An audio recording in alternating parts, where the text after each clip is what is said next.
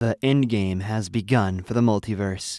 Every Justice League member from every Earth has come to the forefront. They have never faced a celestial being like this before, but the stakes are too much for them to wither, even for a second. The light attacks are working on the Anti-Monitor, but unfortunately, it adapts and starts growing a protective shell around itself to defend against the attacks. It's not even a simple shell, it's an armor. Meanwhile, the Monitor has suffered a lethal attack at the hands of the Supergirl, who was under the manipulation of Charles, famously known as Psycho Pirate. She's in tears for what she has done, but it's too late. At the end, the Anti-Monitor creates an antimatter wave and aims at all the heroes, threatening to kill them. At that very moment, the Monitor releases his life force energy into the universe in all directions and to all the worlds. Every planet, living being are being transported into another reality away from the energy creature. Soon after, Hawkgirl and Superman are in search for Diana for weeks, and just then, Shiera detects the frozen Wonder Woman, who is then taken into the Monitor's headquarters. Inside, Clark Kent uses his heat vision to defrost her, and Diana is alive. When she asks what happened, Superman explains that all of their worlds have been taken into the bleed, which exists outside the multiverse. They have been lingering there for 8 whole months, truly here nor there. Shiera presents Wonder Woman with her golden tiara, which has given them hope, all this time while looking for her.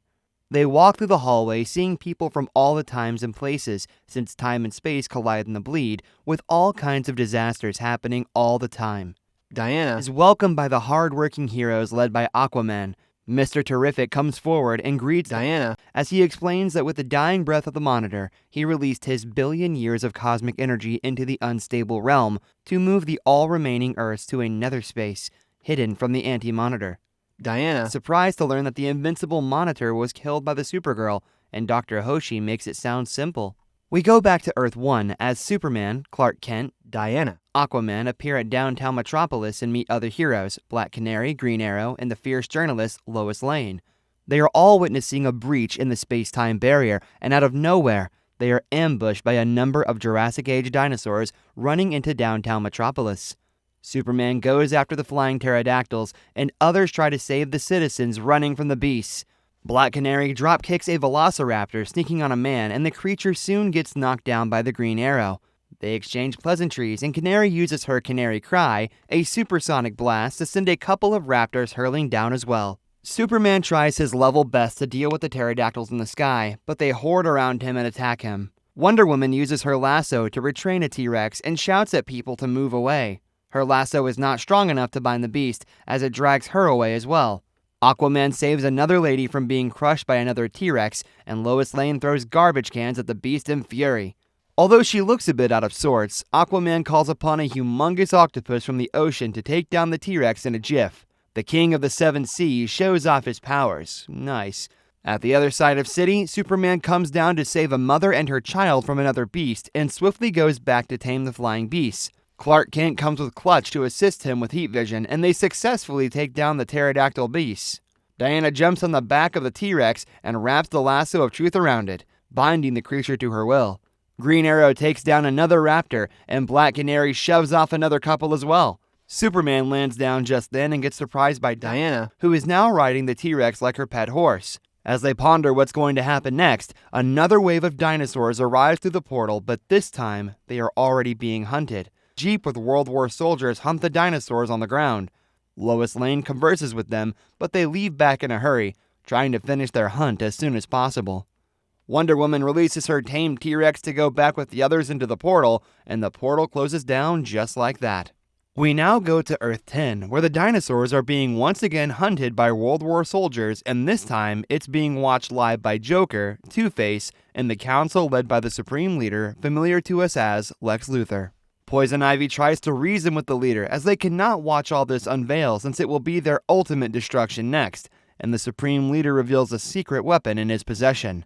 He orders to open a secret vault where he is keeping a special someone as a prisoner, torturing him from time to time, and this time the Supreme Leader wants something from him. On Earth 2, at another corner of Gotham City, the Bat family is waiting for another ambush. They see hordes of Nazi soldiers coming out of the Gotham police armory with deadly weapons and goes down to confront them. Young Robin and Batwoman take to the streets to beat down the Nazis along with Terry McGinnis. Dick Grayson takes on a rampaging Bane at a street corner and manages to explode him with his own powers. He then takes down a group of Nazis on the rebounds. Batman is ready to confront an army of Nazis led by a general, but this time things don't go according to the plan as Batman gets exposed to Scarecrow's fear toxin. He envisions the aged Barry Allen, who tells him to go all the way to the beginning, and fortunately, Batman is saved by the Bat family, who call for help from the main station satellite. The main station readily transports Batman and the Bat family back to the base. Back on the main satellite, Supergirl and the Batgirl, aka Barbara Gordon, are having a conversation. Supergirl is talking about her first date with Brainy, and Barbara is trying to get her mind off the imminent doom lurking over them. Suddenly, the red alarms go off, and they are called into action. There's been a rupture in the bleed, and Lex Luthor, Supreme Leader from Earth 10, arrives to locate it. Unfortunately, it's at Earth 146, Aquaman's homeworld, and it's Queen Mara, his wife, who reaches them. The bleed cracks, and the cosmic creature sends an antimatter wave to them, aiming for permanent destruction. Mr. Terrific tries to send assistance, but Lex Luthor says it's in vain at this point. Aquaman requests to transfer to his own world to stand with his wife, son, and his people. At the hands of the antimatter wave, the King of the Seven Seas is no longer alive, along with his people of Earth 146. Bruce Wayne wakes up from a nightmare, and he sees empty beds beside him. Hearing the doors open, he sneaks behind the room to evade anyone, but he is soon discovered by Dr. Midnight, who has super dark vision. Bruce has woken up after 10 days since the fear toxin attack and senses some things have changed. Dr. Midnight informs about the destruction of Earth 146, and later, the obliteration of Earths 88 and 221. Batman goes to talk to Dr. Fate as he needs some answers. Bruce tells others about meeting Barry Allen, the Flash, all the way back in Warworld, and he thinks Barry knew the answer to this chaos which is unfolding. Dr. Fate unveils the exact moment and shows everyone it was all real. Batman meeting Barry Allen in Warworld. With this information, they all learn that the answer lies before the beginning of the multiverse. At this moment, Jon Stewart mentions John Constantine, the magician, and even Dr. Fate acknowledges him. They turn to Batman for his detective work as they meant to find him as soon as possible. We arrive at Earth 18 looking for the wizard, John Constantine. At a local saloon bar, John is drunk up to his neck and still wants another sip or two from another man. He tries to entertain with some close-up magic, and the man returns him the favor with his own magic tricks. Just then, the Justice League walks in led by Darkseid, Wonder Woman, Jon Stewart, and Dr. Fate follows. The Cowboys are ready for a rodeo as they challenge the League for an arms battle. The League is ready as well, but Dr. Fate intervenes at the very last moment. They still start a bar fight with their fists and gets roughly handled by the League members. The owner returns to find his saloon a mess, and Diana is taken aback when she sees he is Batlash from her time at World on another Earth. Batman orders to vacate the saloon, and everyone leaves except for the Leaguers and a drunk Constantine. Dr. Fate throws water on Constantine to get him to sober up, and he senses that John is older than the multiverse. Batman needs answers quick and fast since they have no time to lose. At Earth 2, many earthquakes are taking place, and an age-old Dinah, mother of Black Canary, tries to save as much people as she can. The old Barry Allen is helping her along with a young Aquaman who is aided by his sea creatures, but the doom is inevitable to them as the bleed starts to rupture. The main satellite sends their defense team, but the cosmic anti-monitor sends an antimatter wave taking them out in one go. It then sends another wave towards Earth 2, and Dinah bids farewell to her daughter Black Canary. They start to believe that they have a traitor among them, sending the exact locations of all Earths in the bleed to the anti-monitor, and Lois immediately suspects Lex. Surprisingly, he confirms her suspicion, confessing that he is the traitor. On Earth 18, Dr. Fate is summoning his magical powers to send Batman with Constantine to traverse his memories, to find answers to the lost questions. Batman is surprised with the new experience, and he arrives at a destroyed Teen Titans headquarters with both Justice League and Titans members alike in disarray. John informs him about Earth being conquered by Darkseid. At that very moment, Batman witnesses the young John Constantine instructing and guiding the Flash, Barry Allen, to run to the very beginning to make it all correct from the start, to rewrite the history. Meanwhile, back at the main satellite, all fingers are pointing at Lex Luthor, who claims that they have little time left to live before the time-space continuum comes crashing down on them. Hence, he has made a deal with Anti-Monitor to study him further and know his weaknesses, in and out, to finish him off later. The heroes can neither agree with him nor know what to do. They are stuck in uncertainty. Batman and John are tracking Barry Allen's every step and they arrive at Apocalypse, Darkseid's home world. Barry runs everywhere and all the guards and soldiers die as soon as he passes them. Constantine has placed a spell on him. Batman learns that defeating Darkseid is far more important at this moment. A scouting team has been sent into the Bleed led by Lex Luthor, but others begin to complain how useless it has been all this while. Lex explains that Anti-Monitor is the same as shadow demons and that they can destroy it with enough light energy. They shift their focus to harness the power of all 52 suns in Multiverse, and only one man can actually do that: Man of Steel, the Superman. Lois Lane, on the other hand, is strictly against this idea since it will kill Superman, but Superman chooses the billions of lives he can save over his own life. At Apocalypse, Barry Allen has reached the resting chamber of the infant Darkseid, only vulnerable period in his lifetime. Barry doesn't have the guts to kill the infant Darkseid, but Constantine's dark magic spell is enough to kill the infant after Barry leaves. It's the only way to get rid of Darkseid, the fixed immune point of time, powerful more than anything.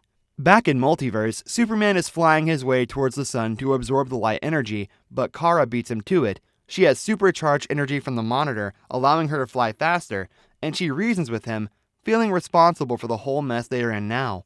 Just then, Superman is called back onto the battlefield as the Anti-Monitor makes another appearance through the Bleed.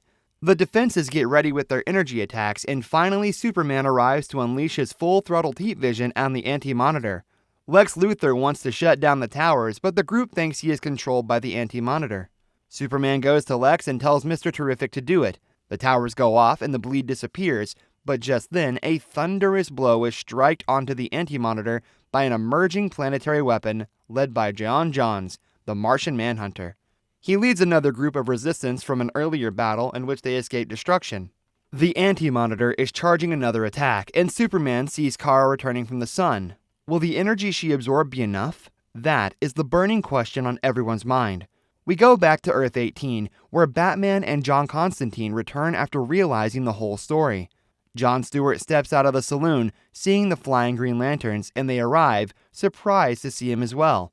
The Lantern Corps has come to assist Jon Stewart, the ultimate Green Lantern on his course to rectify the errors in reality and present him his ring.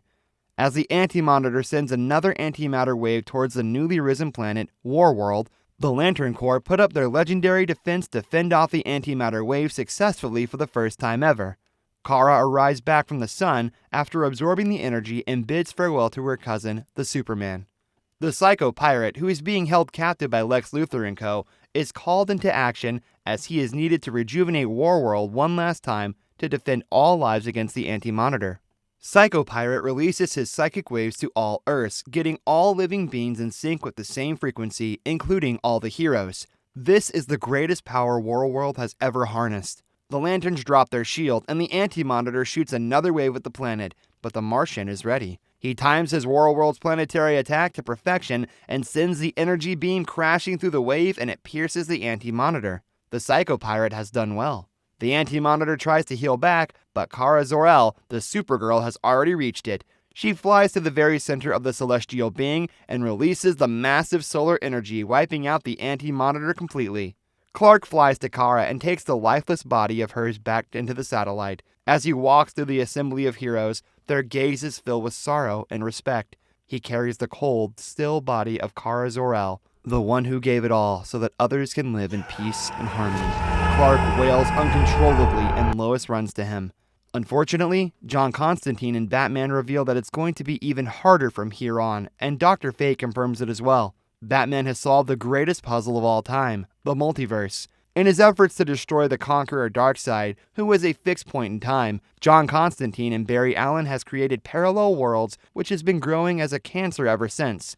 The Anti-Monitor is the antibodies naturally created by the universe, and they realize the hard truth that it's not just one Anti-Monitor, but many more to come. Batgirl reveals that Kara always spoke about a miracle machine which they hid in between realities for safeguarding, and Martian Manhunter wants Nightshade to recover the miracle machine to fight this oncoming crisis.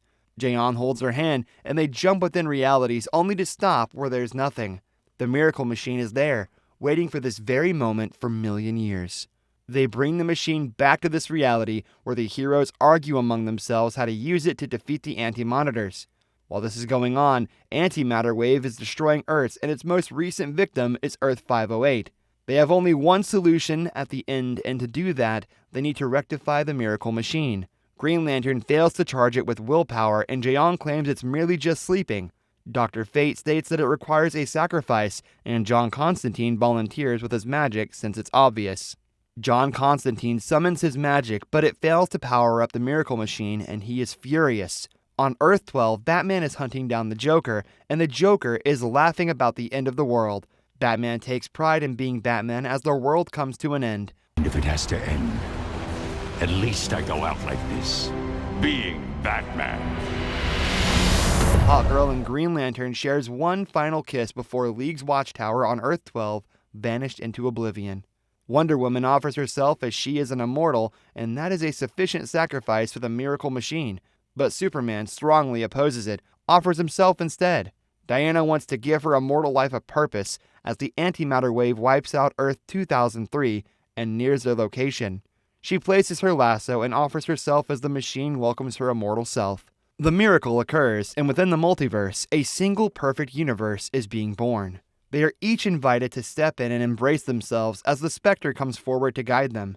Superman and Lois Lane shares a moment before stepping in, and as well as the Bat family. Everyone bids farewell to everyone since they will not have the knowledge of any of these in the new single perfect world. Batman, seeing everyone embraced the new world, finally enters the new age. The Spectre turns back with John Constantine, who wishes only for an end, not yet another beginning. At the end, we see young and mischievous Princess Diana playing on top of the high walls of Themyscira as her mother, Queen Hippolyta, comes to her.